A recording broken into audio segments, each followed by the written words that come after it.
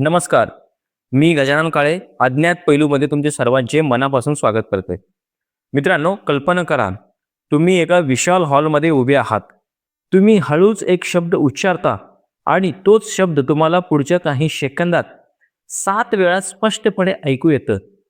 इतकंच नाही, तर तुम्ही भिंतीजवळ जाऊन हळूच कुजबुजत आहात, तरी तुमची ती कुपित आवाज 60 फूट लांब असलेल्या दुसऱ्या टोकाच्या व्यक्तीला स्पष्टपणे ऐकू जातं. जादू वाटते ना? पण ही जादू नाही. हे आहे विजापूरच्या गोल घुमटचं अजीब विज्ञान. जगातील सर्वात मोठ्या घुमटापैकी असलेल्या या वास्तूचे असे अनेक अज्ञात पैलू दडलेले आहेत, जे आजही आधुनिक इंजिनियर्सना कोड्यात टाकतात. आजच्या या विशेष भागात आपण गोल घुमटचा तो रहस्यमयी इतिहास आणि त्यामागचं ध्वनिशास्त्र उलगडणार आहोत. व्हिडिओ शेवटपर्यंत पहा, कारण शेवटी मी तुम्हाला गोल घुमटच्या त्या गुपिताबाबत सांगणार आहे, जे तेथे असलेल्या कबरीशी संबंधित आहेत. आपल्याला माहीत आहे की आम्ही अज्ञात पैलूवर कोणतीही माहिती पडताळणी केल्याशिवाय किंवा पुरावेशिवाय मांडत नाही. आजच्या या माहितीसाठी आपण खालील संदर्भाचा आधार घेतलेला आहे.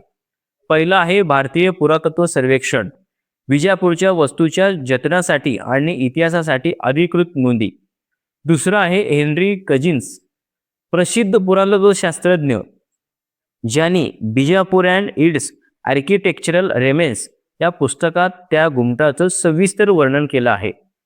तिसरं आहे विन्स्टन चर्चिल यांची नोंद दुसऱ्या महायुद्धाच्या काळातील या वास्तूच्या ध्वनिशास्त्राची चर्चा जागतिक स्तरावर होती.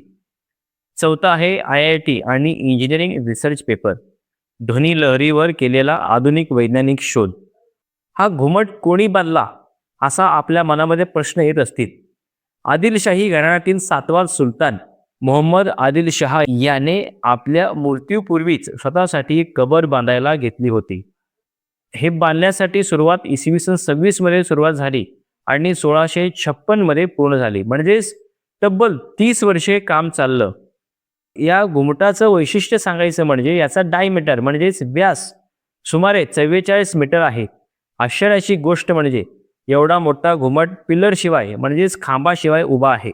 हे त्या काळातील इंजिनिअरिंगचं कौशल्य दर्शवतं. आता वळूया सर्वात मोठ्या रहस्याकडे, विस्परिंग गॅलरी.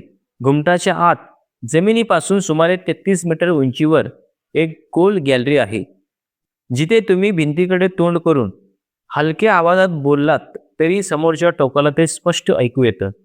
तुम्ही एकदा टाळी वाजवली की तिचा आवाज 7 ते 10 वेळा गणतो. त्या काळी कोणताही आधुनिक उपकरण नसताना केवळ विटा आणि चुन्याचा वापर करून असा ॲकॉस्टिक चमत्कार कसा साधला? ध्वनी लहरींना म्हणजे साऊंड वेव्हना भिंतीवरून वळण्याचं ते तंत्र आजही थक्क करणारं आहे. तुम्ही गोल घुमटाच्या मुख्य दरवाज्यावर एक गडद रंगाचा दगड लटकलेला पाहिलं असेल.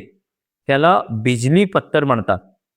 लोक म्हणतात की हा वीज पडल्यामुळे पडलेला तुकडा आहे आणि तो घुमटाचं संरक्षण करतं. पण संशोधकानुसार हे मॅग्नेटाइट असू शकतं. या दगडाचा आणि घुमटाच्या मजबूतीचा काही संबंध आहे का, हे आजही संशोधनाचा विषय आहे. जमिनीवर आपल्याला मोहम्मद आदिलशहा आणि त्यांच्या कुटुंबियाच्या कबरी दिसतात, पण खऱ्या कबरी या जमिनीच्या खाली एका गुप्त तळघरात आहे. असं म्हटलं जातं की गोल घुमटच्या परिसरात अजूनही अनेक अज्ञात भुयारी मार्ग आहेत, जे विजापूर किल्ल्याकडे जातात. सुरक्षेच्या कारणास्तव हे आता बंद करण्यात आले आहेत. तर मित्रांनो, गोल घुमट हे केवळ एक कबर नाही, तर ते मानवी बुद्धिमत्तेचं एक अफाट उदाहरण आहे. ज्या काळात लॅपटॉप आणि कॅल्क्युलेटर नव्हते, त्या काळात इतकं अचूक गणित मांडून ही वास्तू उभी केली गेली, हे खरंच आश्चर्य आहे. तुम्हाला काय वाटतं? प्राचीन भारताकडे असं कोणतं गुप्त तंत्रज्ञान होतं जे आज आपण हरवून बसलो आहोत? कमेंटमध्ये नक्की सांगा. अज्ञात पैलूच्या या शोध मोहिमेत माझ्यासोबत राहिलात त्याबद्दल आपले धन्यवाद. व्हिडिओ आवडला असेल तर लाईक करा आणि शेअर करा आणि चॅनलला सबस्क्राईब करायला अजिबात विसरू नका. मी गजानन काळे तुमची रजा घेतोय. पाहत रहा अज्ञात पैलू. धन्यवाद.